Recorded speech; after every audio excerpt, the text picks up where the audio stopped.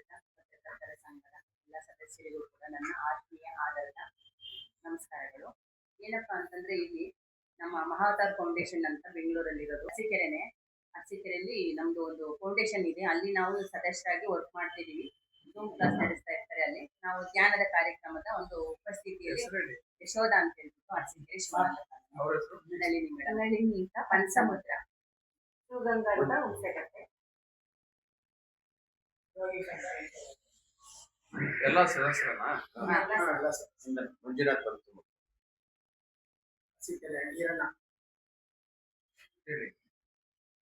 ಕೂಡ ಎಲ್ಲ ಪತ್ರಕರ್ತ ಸಂಘದ ವೃಂದಕ್ಕೂ ಕೂಡ ನನ್ನ ಆಧಾರದ ಆತ್ಮೀಯವಾದ ಇದು ಬೆಂಗಳೂರಲ್ಲಿ ಇರೋದು. ಇದು 41ನೇ ಕಾರ್ಯಕ್ರಮವಾಗಿದೆ. ಅರಸೀಕೆರೆ ಧ್ಯಾನ ಯಜ್ಞ ಮತ್ತು ಸಮಗ್ರ ಸ್ವಾಸ್ಥ್ಯ ಕಾರ್ಯಕ್ರಮ ಆಗಸ್ಟ್ 9ನೇ ತಾರೀಕು ಭಾನುವಾರ ಇರುತ್ತೆ. ಆದ ಕಾರಣ ಎಲ್ಲರೂ ಕೂಡ ದಯಮಾಡಿ ಈ ಒಂದು ಕಾರ್ಯಕ್ರಮಕ್ಕೆ ಒಂದು ಸುಲಲಿತವಾಗಿ ಕಾರ್ಯಕ್ರಮವನ್ನು ಪೂರೈಸಬೇಕಾಗಿ ನನ್ನ ಕಳಕಳಿಯ ಪ್ರಾರ್ಥನೆ. ಇದರ ಉದ್ದೇಶ ಏನಪ್ಪಾ ಅಂತಂದ್ರೆ ಬ್ರಹ್ಮಶ್ರೀ ಪಿತಾಮಹ ಡಾಕ್ಟರ್ ಸುಭಾಷ್ ಪತ್ರಿಜಿ ಅಂತ ಹೇಳ್ಬಿಟ್ಟು ಇವರ ಸಮ್ಮುಖದಲ್ಲಿ ನಡೆಸುತ್ತಿರುವಂತಹ ಒಂದು ಕಾರ್ಯಕ್ರಮವಾಗಿದೆ. ಇದರ ಕಾರಣ ಅಂದ್ರೆ ಇದು ನಡೆಸ್ಕೊಂಡು ಹೋಗ್ತಿರೋ ಅಂತ ಒಂದು ಮಾಸ್ಟರ್ ಅಂತಂದ್ರೆ ಶ್ರೀಯುತ ಮಾಸ್ಟರ್ ರಂಗನಾಥ್ ಅಂತ, ಇವರ ಸಂಸ್ಥಾಪಕರು. ಇವರು ಮಹಾವತಾರ್ ಫೌಂಡೇಶನ್ನಿನ ಸಂಸ್ಥಾಪಕರು ರಂಗನಾಥ್ ಅಂತ ಹೇಳ್ಬಿಟ್ಟು. ಈ ಒಂದು ಕಾರ್ಯಕ್ರಮಕ್ಕೆ ನಮ್ಮ ಶ್ರೀಯುತರಾದ ಶಿವಲಿಂಗೇಗೌಡರು ಕೂಡ ಆಗಮಿಸ್ತಾ ಇದ್ದಾರೆ. ಆಮೇಲೆ ಉಪಸ್ಥಿತರಾಗಿ ರೇವಣಸಿದ್ದೇಶ್ವರ ಶಿವಾಚಾರ್ಯ ಸ್ವಾಮಿಗಳು, ದೊಡ್ಡಗುಣಿ ಮಠ, ಇವರು ಕೂಡ ಹಾಜರಾಗಿರ್ತಾರೆ. ಮತ್ತೆ ಮೈಸೂರಿಂದ ಒಬ್ರು ಶ್ರೀಯುತ ಚಂದ್ರಶೇಖರ್ ಸಾವಯವ ಕೃಷಿ ತಜ್ಞರು. ಇವರು ನಮ್ಮ ರೈತಾಪಿ ಕುಟುಂಬ ಇರೋದ್ರಿಂದ ನಮ್ಮ ತಾಲೂಕಲ್ಲಿ ಅವರಿಗೊಂದು ತುಂಬಾ ವ್ಯವಸ್ಥಿತವಾಗಿ ಒಂದು ಕಾರ್ಯಕ್ರಮ ಆಯೋಜಿಸಿದ್ದಾರೆ. ಯಾಕೆ ಅಂತಂದ್ರೆ ಈಗ ಏನಾಗಿದೆ ಅಂತಂದ್ರೆ ತುಂಬಾ ಹೆಚ್ಚು ಔಷಧಿಯುಕ್ತವಾಗಿ ಮತ್ತೆ ಬರೀ ರಾಸಾಯನಿಕ ಯುಕ್ತವಾದ ಗೊಬ್ಬರ ಹಾಕ್ತಿರೋದ್ರಿಂದ ಈ ಒಂದು ಬೆಳೆಯಲ್ಲಿ ಏನಾಗಿದೆ ಅಂದ್ರೆ ಇದು ನಾವು ಸೇವನೆ ಮಾಡ್ತಿರೋ ಕಾರಣ ಕ್ಯಾನ್ಸರು, BP, ಶುಗರು ಬರ್ತಾ ಇದೆ. ಇದನ್ನ ನಿವಾರಿಸಿ ಬರೀ ಕೃಷಿ ಅಂದ್ರೆ ಸಾವಯವ ಕೃಷಿ ಬಗ್ಗೆ ರೈತರು ಯಾವ ರೀತಿ ಬೆಳೆ ಬೆಳಿಬಹುದು, ಈ ಒಂದು ರೋಗ ಮುಕ್ತವಾದ ನಮ್ಮ ದೇಶವನ್ನು ಯಾವ ರೀತಿ ಮಾಡಬಹುದು ಅಂತ ಹೇಳ್ಬಿಟ್ಟು ಈ ತಜ್ಞರು ಇಂದ್ರಪ್ರಸ್ಥ ಮೈಸೂರಿಂದ ಇವರು ಆಗಮಿಸ್ತಾ ಇದ್ದಾರೆ. ಇವರು ಕೂಡ ಇನ್ನೊಂದು ಡಾಕ್ಟರ್ ಸುಲೋಚನಾ ಅಂತ ಹೇಳ್ಬಿಟ್ಟು ಇವರು ಶಿವಂಬು ಚಿಕಿತ್ಸೆ, ನಮ್ಮ ದೇಹಕ್ಕೆ ಬರುತ್ತಿರುವಂತಹ ಹಲವಾರು ರೋಗಗಳನ್ನು ನಿವಾರಣೆ ಮಾಡಲಿಕ್ಕೆ ಶಿವಂಬು ಚಿಕಿತ್ಸೆ ಇವರಲ್ಲೇ ಬಂದು ಹೇಳ್ಕೊಡ್ತಾರೆ. ಇವರು ಶಿವಂಬು ಚಿಕಿತ್ಸೆ ತಜ್ಞರು.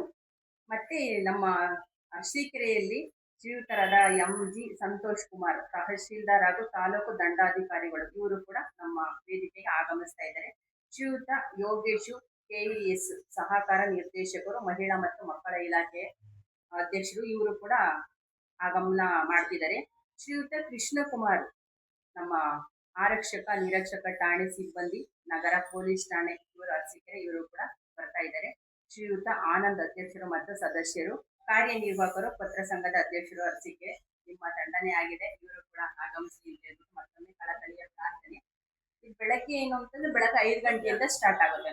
3 ಗಂಟೆ ಧ್ಯಾನ ಇರುತ್ತೆ, ಸಂಗೀತ ಧ್ಯಾನ ಇರುತ್ತೆ 3 ಗಂಟೆ. ಅದನ್ನು ಮುಗ್ದಾದ್ಮೇಲೆ ಉಪಹಾರ ಇರುತ್ತೆ. 8 ಗಂಟೆಗೆ ಒಂದು ಉಪಹಾರ ಇರುತ್ತೆ.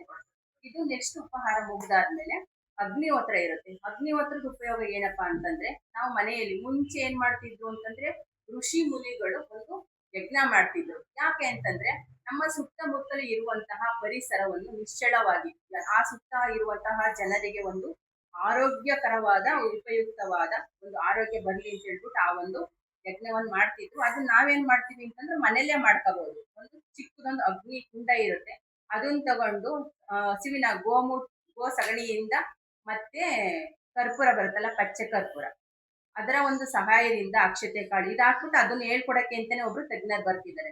ಅದೇನಪ್ಪಾ ಅಂತಂದ್ರೆ ಮನೆಯಲ್ಲಿ ಅಗ್ನಿಹೋತ್ರ ಮಾಡಿದಾಗ 6 ಕಿಲೋಮೀಟರ್ ದೂರವಷ್ಟು ಎನರ್ಜಿ ಪಾಸ್ ಆಗುತ್ತೆ.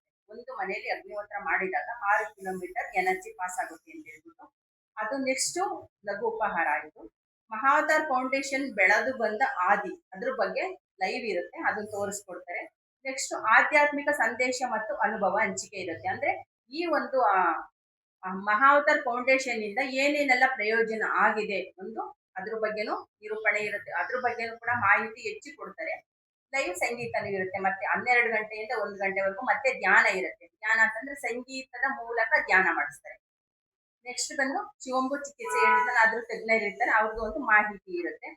ಮತ್ತೆ ಮನೆಯ ಮದ್ದು ಮನೆ ಮದ್ದು ಅಂತಂದ್ರೆ ಈಗ ಒಂದು ಸಣ್ಣ ಶೀತ ಕೆಮ್ಮು ಜ್ವರ ಬಂದ್ರು ಇಮಿಡಿಯೇಟ್ ಏನ್ ಮಾಡ್ತೀವಿ, ನಾವು ಹಾಸ್ಪಿಟ್ಲಿಗೆ ಹೋಗ್ತೀವಿ. ಹಾಸ್ಪಿಟ್ಲಿಗೆ ಹೋದಾಗ ಹೆಚ್ಚು ವಿಷಕಾರಿನೇ ಸೇವಿಸ್ತೀವಿ. ಮಾತ್ರೆ ಅಂತಂದ್ರೆ ನಿಧಾನವಾಗಿ ನಮ್ಮನ್ನ ಕೊಲ್ತಾ ಬರುತ್ತೆ. ಸ್ಲೋ ಪಾಯ್ಸನ್ ಅಂತಾನೆ ಹೇಳ್ಬೋದು. ಇದ್ರಿಂದ ನಾವು ಬೇರ್ಪಡನೆ ಹೊಂದ್ಬಿಟ್ಟು ಒಂದು ಮನೆ ಮದ್ದು ಏನ್ ಮಾಡ್ಬೇಕು, ಶೀತ ಬಂದಾಗ ಏನ್ ಮಾಡ್ಬೇಕು ಅದ್ರ ಬಗ್ಗೆ ಒಂದು ಮಾಹಿತಿನೂ ಇರುತ್ತೆ. ಮತ್ತೆ ಆಧ್ಯಾತ್ಮಿಕ ಕೃಷಿ, ಔಷಧಿ ಮುಕ್ತ ಜೀವನ ಶೈಲಿ, ಅವರು ಮೈಸೂರಿಂದ ಒಬ್ರು ತಜ್ಞರು ಬರ್ತಿದ್ದಾರೆ. ಅವರು ಆಧ್ಯಾತ್ಮಿಕ ಕೃಷಿ ಬಗ್ಗೆ ಸವಿವರವಾಗಿ ತಿಳಿಸ್ತಾರೆ ಅವರು. ಮತ್ತೆ ಮುದ್ರಾ ಚಿಕಿತ್ಸೆ ಮತ್ತು ಸಮಾರೋಪ ಸಮಾರಂಭ ಮುದ್ರೆಗಳು, ಕೆಲವೊಂದು ಈಗ BP ಬಂದಾಗ ಯಾವ ಮುದ್ರೆ ಮಾಡ್ಬೇಕು, ಶುಗರ್ಗೆ ಯಾವ ಮುದ್ರೆ ಮಾಡ್ಬೇಕು, ತುಂಬಾ ಅತಿ ಶೀತ ಆದಾಗ ಯಾವ ಮುದ್ರೆ ಮಾಡ್ಬೇಕು, ಕೆಲವೊಂದು ತುಂಬಾ ಮುದ್ರೆಗಳಿದೆ, ಆ ಮುದ್ರೆಗಳನ್ನು ಕೂಡ ಹೇಳ್ಕೊಡ್ತಾರೆ. ನಂತರ ಒಂದು ಉಪಯುಕ್ತವಾದ ಸಾತ್ವಿಕವಾದ ಒಂದು ಊಟ ಇರುತ್ತೆ, ಆಹಾರ ಪದ್ಧತಿ. ಅದೇ ನಾವು ಕೂಡ ಮಾಡಿಸ್ತಾ ಇರೋದು. ಒಂದು ಲಘು ಉಪಹಾರ ಊಟ ಇರುತ್ತೆ, ಊಟದ ವ್ಯವಸ್ಥೆ ಇರುತ್ತೆ. ಅದು ಮುಗ್ದಾದ್ಮೇಲೆ ಮತ್ತೆ ಕಾರ್ಯಕ್ರಮ ಕಂಟಿನ್ಯೂ ಆಗುತ್ತೆ. ಆಧ್ಯಾತ್ಮಿಕ ಜ್ಞಾನ, ಪ್ರತಿಯೊಂದು ಆತ್ಮಕ್ಕೂ ಅಗತ್ಯವಿರುವ ದಿಕ್ಸೂಚಿ. ಜ್ಞಾನ ಮತ್ತು ಮನಸ್ಸು ತುಂಬಿ ವಿವೇಕವು ಆತ್ಮವನ್ನು ಜಾಗೃತಗೊಳಿಸುತ್ತದೆ. ಅರಸೀಕೆರೆ ಧ್ಯಾನ ಯಜ್ಞದಲ್ಲಿ 3 ಗಂಟೆ ಇರುತ್ತೆ ಇದು. ನೀವೆಲ್ಲರೂ ಕೂಡ ಇದಕ್ಕೆ. ಮತ್ತೆ ನಮ್ಮ ನವಲಗುಂದ ಅವರು, ಶ್ರೀಯುತ ಶ್ರೀಕಾಂತ್ ನವಲಗುಂದ, ಸಮಾಜ ಸೇವಾ ಅಧ್ಯಕ್ಷರು, ಇವರು ಕೂಡ ನಮ್ಮ ವೇದಿಕೆಗೆ ಆಗಮನ ಮಾಡ್ತಾರೆ. ಇವರು ಕೂಡ ಯಾವ ರೀತಿ ನಮ್ಮ ಜೀವನ ಶೈಲಿಯನ್ನ ಇಟ್ಕೋಬೇಕು ಅಂತ ಇವರು ಕೂಡ ಹೇಳ್ತಾರೆ. ಶ್ರೀಯುತ ವಿವೇಕಾನಂದ ಹೆಚ್ಚಿಕೆ, ಇವರು ಪ್ರಬುದ್ಧ ಮನಸ್ಸು ಪ್ರಬುದ್ಧ ಸಮಾಜ ಚಿಂತಕರು. ಇವರು ಬೆಂಗಳೂರಿಂದ ಬರ್ತಿದ್ದಾರೆ, ಇವರು ಕೂಡ.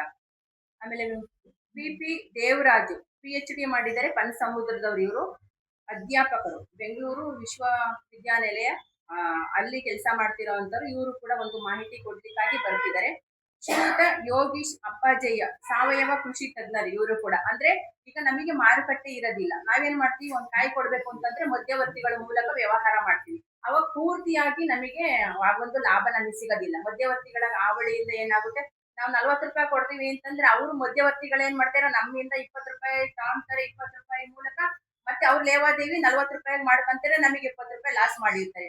ಆ ರೀತಿ ಒಂದು ಮಾರುಕಟ್ಟೆ ನೇರ ಯಾವ ರೀತಿ ಇರಬೇಕು ಅಂತ ಹೇಳ್ಬಿಟ್ಟು ಅವರು ಇದು ಹೇಳ್ಕೊಡ್ಲಿಕ್ಕೆ ಅಂತ ಬರ್ತಾ ಇದ್ದಾರೆ. ಮಾಸ್ಟರ್ ಶಿವಾಜಿ ಹಿರಿಯ ಪಿರಮಿಡ್ ಮಾಸ್ಟರ್, ಅಂದ್ರೆ ನಾವು ಪಿರಮಿಡ್ ಉಪಯೋಗಿಸೋದ್ರಿಂದ ಏನೇನೆಲ್ಲ ಅನುಕೂಲ ಇದೆ ಅಂತ. ಇವರು ಪಿರಮಿಡ್ ಮಾಸ್ಟರು.